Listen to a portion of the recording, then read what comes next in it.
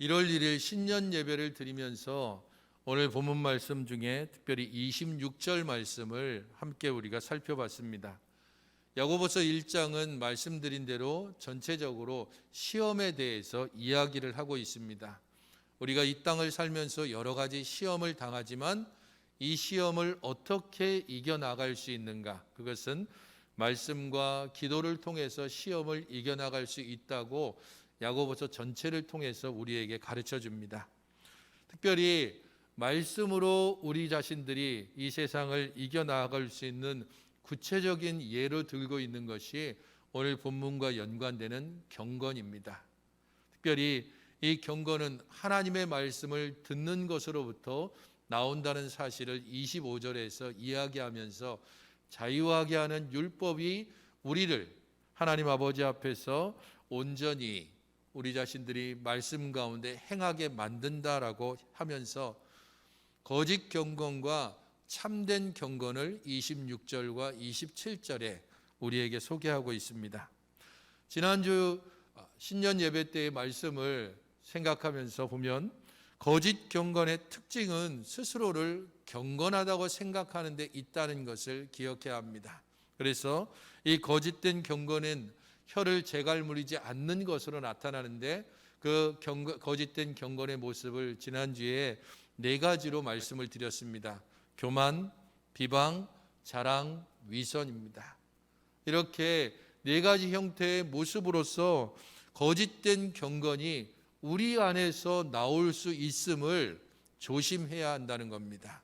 우리가 혀를 재갈물리지 않을 때, 곧 말을 함부로 하고 말을 온전치 못하게 할 때에 우리는 거짓 경건에 속고 있는 것입니다.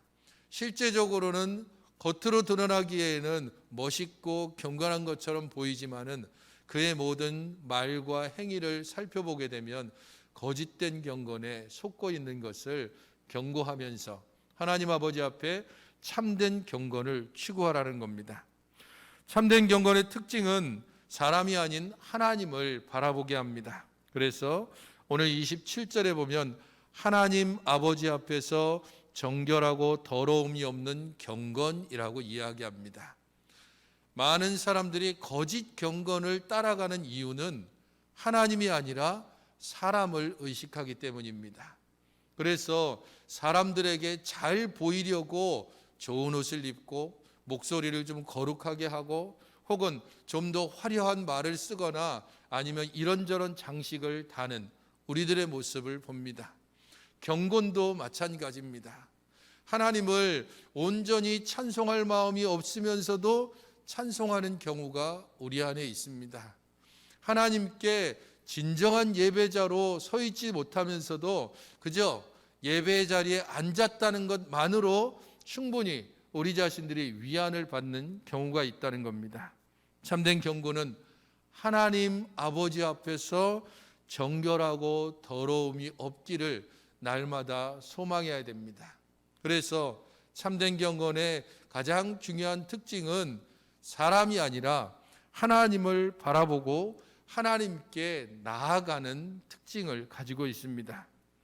우리들의 예배와 또 우리들의 일상의 삶이 하나님을 바라보고 하나님께 나아가고자 할 때 그때 우리 안에서 참된 경건의 모습이 제대로 드러나게 됩니다.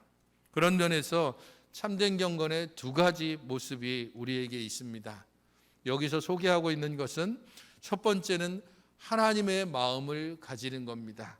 고아와 과부를 그 환난 중에서 돌본다라고 이야기를 하고 있고, 2번째는 세상의 풍조를 따르지 않는 것입니다. 자기를 지켜서 세속에 물들지 아니하는 그것이라고 우리에게 소개하고 있습니다. 참된 경건의 이런 2가지 모습, 그것을 오늘 함께 살펴보면서 우리와 또한 우리의 가정과 우리 교회가 추구해야 될 참된 경건이 무엇인지를 함께 살펴보기를 원합니다. 하나님의 마음을 가진다는 것, 그것은 고아와 과부를 그 환난 중에서 돌아보는 것으로 우리에게 소개하고 있는데 시편 68편 5절에서는 하나님을 이렇게 소개하고 있습니다. 그의 거룩한 초소에 계신 하나님은 고아의 아버지시고 과부의 재판장이시다라는 겁니다. 구약 성경을 통해서 우리에게 끊임없이 소개하고 있는 것은 그 사회의 가장 약자가 누구인가, 고아와 과부라고 상징적으로 우리에게 이야기를 하고 있습니다. 인간 세상에서 누구도 도울 수 없는 사람, 그리고 누구에게도 의지할 것 없는 사람의 대표적인 부류로 고아 그리고 과부를 우리에게 소개하고 있는 것입니다. 하나님은 바로 그런 사람, 가장 약하고 어느 누구도 도우려고 하지 않고 누구에게도 의지할 수 없는 바로 그런 사람의 아버지가 되시고 재판장이 되신다는 겁니다. 그런 하나님 아버지의 마음을 담는 것이 참된 경건의 첫 번째 모습으로 우리에게 소개되는 겁니다. 당대의 약자들이 고아와 과부라면, 그러면 오늘을 사는 2021년을 사는 우리들에게 그러면 우리 주변의 현재 약자는 누구인가를 생각해야 합니다. 여러 사람들이 있을 수 있습니다. 하지만 어떤 대표적으로 드러나지는 사회의 약자들, 기댈 것 없고 도움을 구할 수 없는 그런 사람들을 우리는 생각해야 되고 그들과 함께하는 일들에 더욱더 힘써야 합니다. 대표적인 사회 취약계층들을 생각해 본다면 일반적으로 본다면 세터민을 먼저 들 수 있습니다.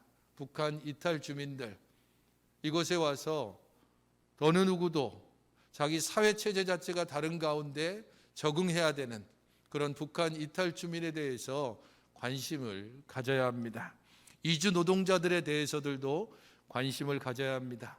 이전보다는 많이 좋아졌지만 그래도 여전히 이주 노동자들이 보이지 않는 곳에서 차별을 당하고 또 경제적으로 착취를 당하는 경우들을 우리는 종종 보기 때문입니다.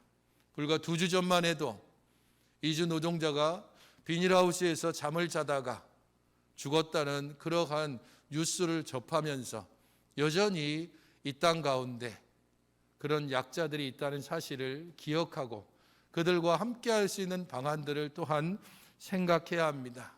결혼 이민자들도 있고 여러 가지 사회 취약계층들도 있습니다.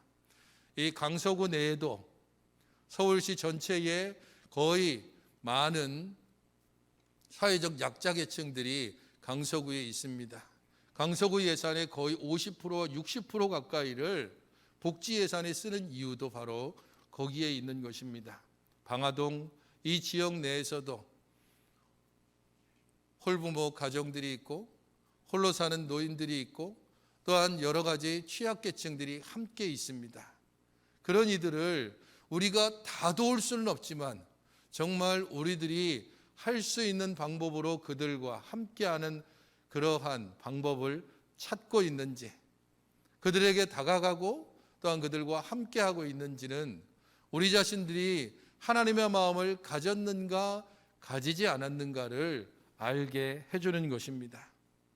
고아와 과부를 그 환난 중에 돌아본다라고 했을 때 여기 말하는 환난이라고 하는 것은 자기 힘으로는 극복할 수 없는 시험을 얘기합니다. 환난 이러면 그냥 내가 조금 힘내면 넘어설 수 있는 것, 이 정도가 아니라 내가 아무리 힘내도 그리고 내가 모든 방법을 동원해도 도저히 극복할 수 없는 상황, 그것을 여기서는 환난이라고 이야기하는 겁니다. 그렇게 스스로 일어설 수 없는 사람들, 그런 이들에게 다가가서 그들을 일으켜 세우고 그들과 함께 걷는 것, 그것이 바로 참된 경건의 모습이라고 우리에게 소개하는 겁니다. 성도 여러분, 그림을 한번 봐주시면 좋겠습니다. 내반족 소년이라고 하는 그림입니다.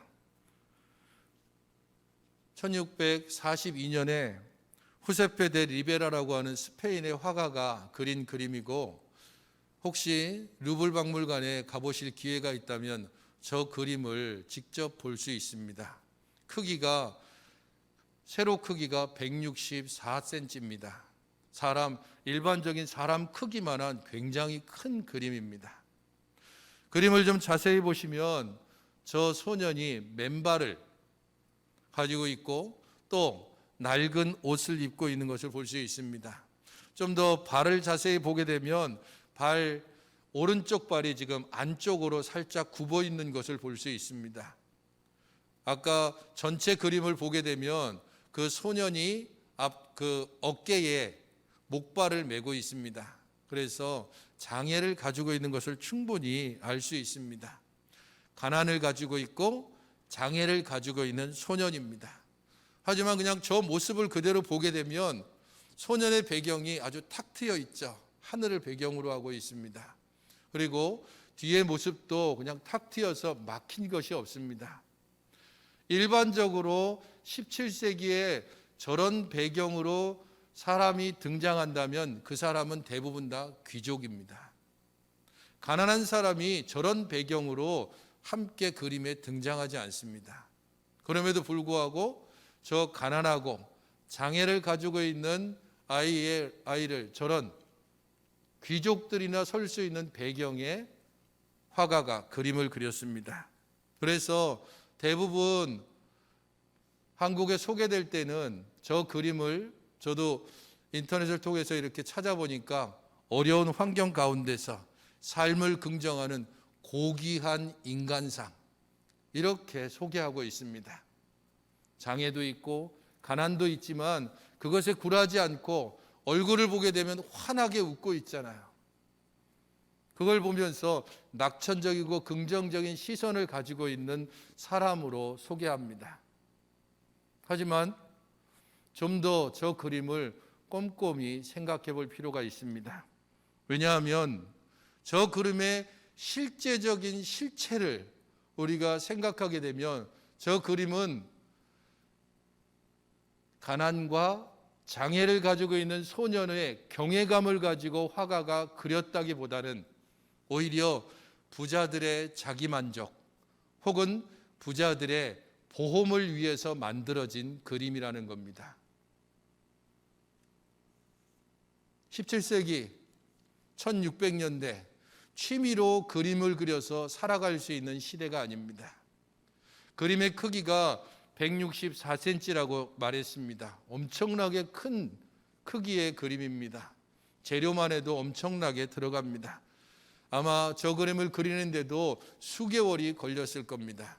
화가가 아무런 대가도 없이 정말 가난한 저 소년을 너무도 경외해서 그림을 그리지 않았습니다. 누군가는 저런 그림을 그려달라고 부탁을 했고, 그리고 그 누군가는 상당한 부자입니다. 부자가 굳이 가난한 저 아이의 그림을 그리는 이유는 하나밖에 없습니다. 자기 만족, 그리고 보험입니다.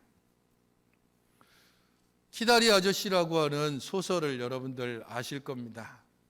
그 소설의 주인공인 주디라고 하는 여자아이가 자기를 남몰래 돕고 있는 키다리 아저씨에게 쓴 편지 중에 이런 내용이 있습니다. 자기가 성당에 미사를 드리러 갔는데 성당의 주교 신부님이 이런 말씀을 했습니다. 성경의 말씀에서 가장 유익한 건 이것입니다. 가난한 이들이 늘 너희 곁에 있을지니 그들이 있기에 우린 언제나 자비로울 수 있는 것이지요. 주교님의 이 말을 그대로 인용하면서 주교님이 그런 말씀을 하시다니, 가난한 사람들이 어떤 유용한 쓸모있는 가축이라도 된다는 말입니까? 그러면서 주교의 말을 굉장히 불만스럽게 적고 있는 내용이 나옵니다. 저 그림이 바로 그 증거입니다. 부자들은 가난한 사람을 자기들의 만족을 위한 혹은 천국을 위한 하나의 보험으로 생각했습니다. 그래서 당대의 부자들은 천국에는 가고 싶고, 그렇다고 지금 자기들이 누리고 있는 재물을 포기하고 싶지는 않았습니다. 그들 모두는 다 성경 말씀을 알고 있습니다. 마태복음 19장 24절에 있는 것처럼 부자가 하나님 나라에 들어가는 것보다 낙타가 바늘구멍으로 빠져나가는 것이 더 쉽다라고 하신 예수님의 말씀이 날마다 그들의 마음을 답답하게 하고 아프게 했습니다. 이 부자 재물을 놓기는 싫고, 근데 이걸 가지고 있으면 천국은 못 들어간다고 하고 어떻게 하면 좋을까? 그들의 고민을 교회가 이렇게 해결책을 제시해 줬습니다. 하나님은 우리의 행동을 보고 계십니다. 가난한 이들에게 자선을 베풀면 천국에 갈 수 있습니다. 그래서 저 소년의 손에 들고 있는 쪽지가 바로 그 증거입니다. 쪽지에 있는 내용은 라틴어로 적혀져 있습니다. 그 내용은 당신이 신의 사랑을 받으려면 저에게 자선을 베풀어 주세요. 라틴어는 상류계층만 읽을 수 있는 언어입니다. 돈도 많고 교육도 잘 받고 그 사람들만 읽을 수 있는 글로, 당신이 정말로 신의 사랑을 받으려면은 저에게 자선을 베풀어 주세요. 소년이 들고 있는 쪽지의 내용, 그것을 통해서 저 그림을 그리도록 한 사람은 나는 자선을 베푸는 사람이고 신의 사랑을 받고 있는 사람이라고 하는 증거를 보존하고 싶어서 많은 돈을 들여 화가를 고용하고 그림을 그린 것입니다. 부자들의 자기만족, 고아와 과부를 그 환난 중에서 돌아보는 것보다는 오히려 자기가 가지고 있는 것 조금 일부를 잠깐 나눠주고 그것으로 충분한 자기만족을, 나는 이런 자선을 베풀었으니까 천국에 갈 수 있다라고 하는 자기만족을 가지고 있는 사람들인 것입니다. 참된 경건은 거짓된 적선이나 혹은 우리들 중에 일부를 그냥 떼어주면서 스스로 만족하는 그런 수준으로 머물게 하지 않습니다. 2017년 12월 7일에 은평구에 있는 천사보육원에 2세부터 그리고 6세까지의 아이들은 자기 생애 처음으로 장난감 가게를 갔습니다. 그리고 스스로 자기가 정말 갖고 싶은 장난감을 스스로 고를 수 있었습니다. 그림을 한번 보시면 저 사진에 나와 있는데 아이들과 어른들이 함께 다 환하게 사진을 찍었죠. 저 아이들은 약속을 했습니다. 너희들이 장난감 가게에 가서 직접 너희들이 가지고 싶은 장난감을 골라라. 대신 그 가격은 3만 원까지다. 3만 원 이내에서 정말 가지고 싶은 것을 해라. 그리고 거기에 있는 아이들하고 은평구에 있는 증가교회의 성도들이 하루 결연을 해서 휴가를 내신 분들도 있고 혹은 반차를 내신 분들도 있고 그렇게 해서 함께 한 명이 한 명씩의 결연을 맺어서 아이들과 함께 장난감 가게를 같이 갔습니다. 여기저기 뛰어다니면서 누가 내가 가지고 싶은 게 아닌데 누군가 준 그런 선물을 받는 것이 아니라 직접 자기가 고르는 그 선물, 장난감, 오랜 시간을 걸려서 고르고 있는 아이들의 모습이 너무도 환하고 그리고 그 일들을 증가교회가 계속 해오고 있습니다. 고아와 과부를 그 환난 중에 돌아본다고 하는 것은 그들의 마음을 헤아리고 그들의 입장에서 이해하고 그들이 원하는 바가 무엇인지에 대해서 고민하고 그 가운데서 함께하는 것입니다. 그냥 자기 만족적으로 몇 푼 던져주는 적선을 통해서 나는 신의 일을 그리고 하나님의 사랑을 받을 자격이 있노라고 저런 그림을 만드는 것이 아니라 심지어는 여러분들이 나중에 찾아보시면 포도와 메론이라고 하는 그림도 있습니다. 가난한 두 형제에게 포도와 메론이라고 하는 아주 그 당시로서는 굉장히 비싼 과일을 주면서 그것을 허겁지겁 먹고 있는 아이의 그림을 그려서 교황청 한 곳에 전시해 둔 그림도 있습니다. 부자들은 더 심하게는 그것으로 만족하지 않고 가난한 사람들을 고용해서 살아있는 조각상을 만들기도 했습니다. 가난한 사람들에게 스스로 조각상이 되도록 곧 정원 근처에 하나의 받침대를 만들어 놓고 사람 자체가 조각상이 되는 겁니다. 만약에 누군가 온다면 살아있는 조각상은 결코 움직이면 안 됩니다. 만약에 움직여서 그게 조각상처럼 보이지 않는다면 계약을 파기합니다. 그런 식으로 가난한 사람을 돕는다는 명목으로 실제적으로는 가난한 사람들을 모욕하는 경우들이 그 당시에 있었습니다.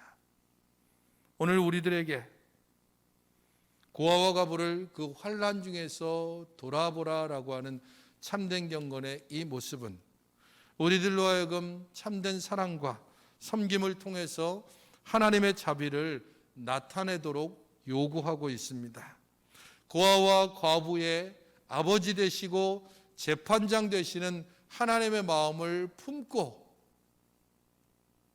그들에게 다가가며 그들과 함께하는 것, 그것을 어떻게 해야 될지는 우리가 끊임없이 고민해 봐야 합니다.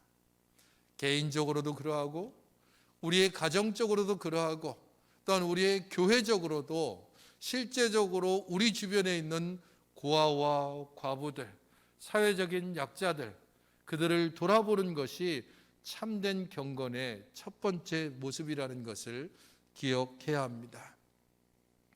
참된 경건의 두 번째 모습으로 우리에게 제시하고 있는 것은 세상의 풍조를 따르지 않는 것입니다. 자기를 지켜서 세속에 물들지 않아야 한다라고 이야기하고 있습니다.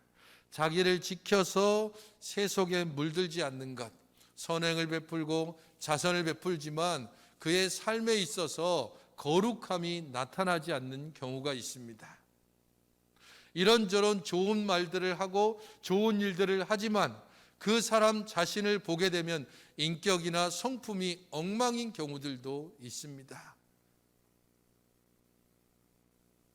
이웃에 대한 의무를 다함과 아울러서 하나님 아버지 앞에서 온전히 자기 자신을 거룩하게 유지하는 것, 그것이 참된 경건에서 요구되는 두 번째 모습입니다. 세속에 물들지 않고 그러면서도 진정으로 이 땅 가운데 거할 수 있어야 합니다. 세상의 소금이고 세상의 빛이라고 예수님께서 우리에게 말씀하신 것을 기억하면서 세상과 떨어져 살 수 없는 우리 자신들임을 기억하여 하나님 앞에 다시 돌아가는 것입니다. 그러므로 경건한 개인, 그리고 경건한 가정, 온전한 믿음의 공동체, 이 모든 것은 항상 하나님 앞에 서 있느냐 그렇지 않느냐로부터 판가름이 납니다. 우리 자신들이 하나님 앞에 온전히 서 있을 때, 그때에 우리 자신들이 하나님께 온전히 나아갈 수 있는 것이고 우리의 가정이 하나님 앞에 온전히 서 있을 수 있는 것이고 이 교회가 우리 하나님께서 기뻐하시는 교회가 되어지는 것입니다. 그러므로 로마서 12장 1절 2절 말씀을 우리는 다시 한번 기억하여 그 말씀을 따라서 살기를 힘써야 할 것입니다. 같이 한번 읽어보시겠습니다. 시작. 그러므로 형제들아, 내가 하나님의 모든 자비하심으로 너희를 권하노니 너희 몸을 하나님이 기뻐하시는 거룩한 산 제물로 드리라. 이는 너희가 드릴 영적 예배니라. 너희는 이 세대를 본받지 말고 오직 마음을 새롭게 함으로 하나님이 선하시고 기뻐하시고 온전하신 뜻이 무엇인지 분별하도록 하라. 우리의 몸을 하나님이 기뻐하시는 거룩한 산제물로 드리는 것, 그것이 바로 하나님 앞에 드려지는 우리들의 예배입니다. 우리의 가정이 하나님 앞에 온전한 예배를 드린다는 것은 우리의 가정이 하나님 앞에 거룩한 제물로 드려지는 것이고, 이 거룩한 제물로 드려진다는 것은 이웃에 대한 하나님의 명령과 의무를 다함과 아울러서 우리의 가정과 우리 개인들이 하나님 앞에서 거룩함과 경건함을 유지하도록 해야 한다는 겁니다. 이 거룩과 경건을 유지하는 두 가지 방법으로서 묵상과 예배를 여러분들에게 적극 추천하며 권장합니다. 다른 어떤 것으로 우리의 경건을 유지할 수 없습니다. 다른 어떤 것으로 하나님 앞에 계속해서 살아가도록 우리들을 이끌어갈 수 있는 통로가 없습니다. 하나님의 말씀을 끊임없이 묵상하는 성도가 우리 하나님을 날마다 의식하여 삶을 통해서든지 아니면 함께 모여 예배 드리든지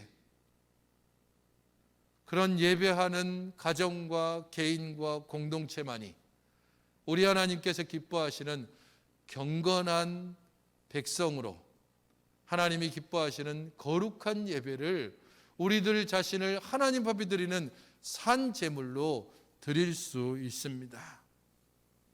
성도 여러분, 나 자신의 뜻을 추구할 때에 이 세상의 변화나 흐름에 자꾸 귀 기울이고 눈치를 보게 됩니다. 하지만 로마서 12장에서 이야기하는 것처럼 하나님의 뜻이 무엇인지를 추구할 때 그때 우리는 이 땅의 흐름이나 이 땅의 요구나 혹은 이 세상에 변화하는 수많은 사조들 그 모든 것들에 휘둘리지 않고 우리 하나님께서 원하시고 바라시는 바로 그 길 가운데 설 수 있습니다. 그런 이들이 경건한 성도이며 경건한 가정입니다. 바로 그런 경건함을 유지하기 위하여 날마다 말씀을 묵상하고 하나님 앞에 엎드려 예배하며 기도하는 그런 가정이 되어질 때 우리들을 통하여 하나님의 거룩한 뜻이 이 땅 가운데 온전히 드러나게 될 것입니다. 세속에 물들지 아니하는 거룩함을 유지하도록 또한 고아와 과부를 그 환난 중에 돌보는 하나님의 마음이 우리 가운데 풍성하고 충만하도록 하나님 앞에 구하시며 그 일들을 실천해 나아가는 성도 여러분, 성도들의 모든 가정, 우리 시종교회가 되기를 주님의 이름으로 축원합니다. 하나님 아버지, 저희의 모든 삶이 우리 하나님 앞에 드려지는 아름다운 예배로 우리 주님께 드리는 산 제물로 사라지기 위하여 하나님의 말씀을 날마다 묵상하며 하나님의 은혜를 구하며 예배하며 기도하는 가정이 되게 하여 주시옵소서. 그리하여 저희들을 통하여 하나님 앞에 진정한 경건이 무엇인지를 바르고 온전하게 선포하며 보여주는 저희 모든 성도와 가정이 되게 하여 주시옵소서. 올 한 해 묵상함으로 하나님의 말씀을 날마다 들으며 엎드려 기도함으로 우리 하나님께 예배하는 복된 믿음의 가정들 삼아 주시옵소서. 예수님의 이름으로 기도하옵나이다. 아멘.